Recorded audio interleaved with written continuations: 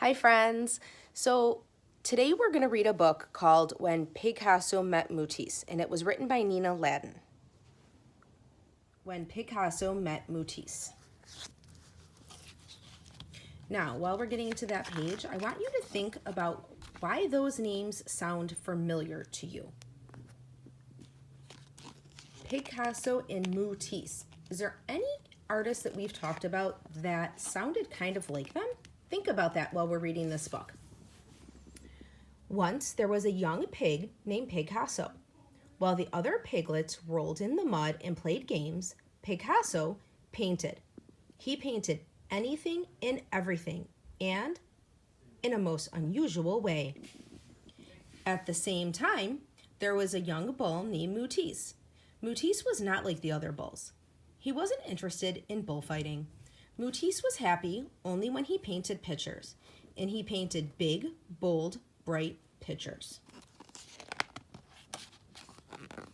In time, the world of Picasso's talent spread throughout the pig provinces.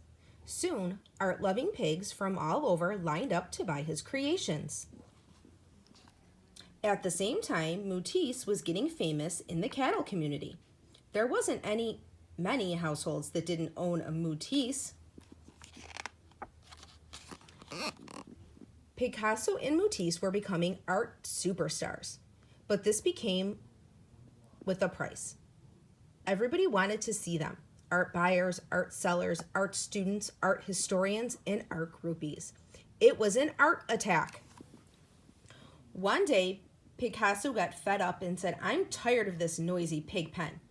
At the same time, Mootise declared, "I'm sick of this crowded cow town." Needing a change, they both decided to look for a peaceful place where they could paint without distractions. So each of the two artists looked far and wide for the perfect spot. Picasso found a lovely farm looking towards the east. Mootise found a handsome farm facing the west. After Picasso moved in, he went to introduce himself to his new neighbor across the road. At the same time, Mootise went to introduce himself to his new neighbor across the road. That is how Picasso met Mootise. And coincidentally, that is how Mootise met Picasso. At first, Picasso and Mootise were friendly and welcomed each other as neighbors, but soon things began to change.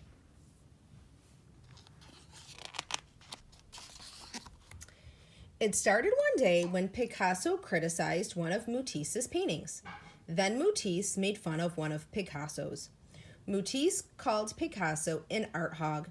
Then Picasso called Mootise a mad cow. Mootise quipped, "You paint like a 2-year-old, Picasso restored. You paint like a wild beast." Mootise agreed, "Your colors look like mud." Picasso spat, "Your paintings look like color by numbers." Then things got really out of hand.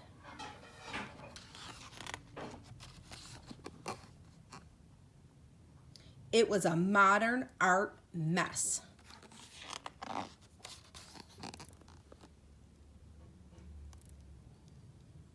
Picasso stormed off into his house. "That Mootise doesn't like my art," he huffed. "Well, I'll show him." And Mootise bullied his way into his house. "I'll give that Picasso something he can really criticize," he snorted. Then a full-scale feud erupted. But it was a most unusual battle, armed with ladders and buckets of paint. Mootise launched the first attack.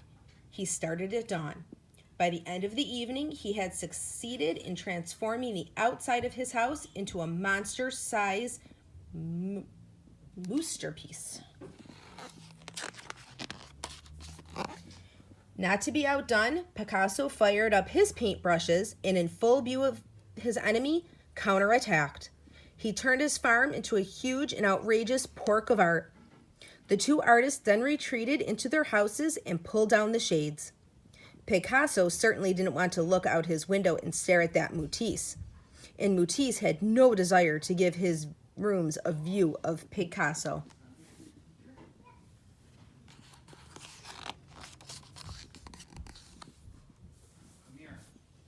This presented a problem, and there seemed to be only one solution.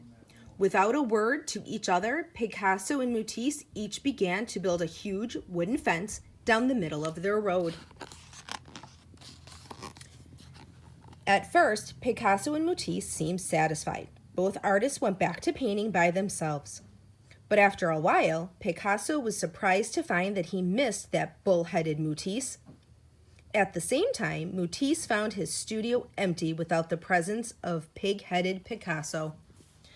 Picasso pondered, that Mootise isn't such a bad artist. He has some interesting ideas. Mootise moaned, that Picasso may not paint like me, but he knows what he's doing. However, being naturally pig-headed and bull-headed, neither artist knew how to apologize to the other. So they did what they do best. They let their paintbrushes do the talking. Picasso painted on one side of the fence, and Mootise painted on the other. Each worked until they were exhausted. It was strangely quiet when they were done. Then, curious to see what Mootise had been doing, Picasso sprinted around to the other side. At the same time, Mootise galloped over to Picasso's side. The silence was broken as the two artists began laughing at their amazing works of art. From that day on, Picasso and Mootise became great friends. They happily took down the fence and shared their different views. A few months later, a big museum bought the fence. Picasso called his side when Picasso met Mootise. Mootise called his side when Mootise met Picasso. The critics called it incredible.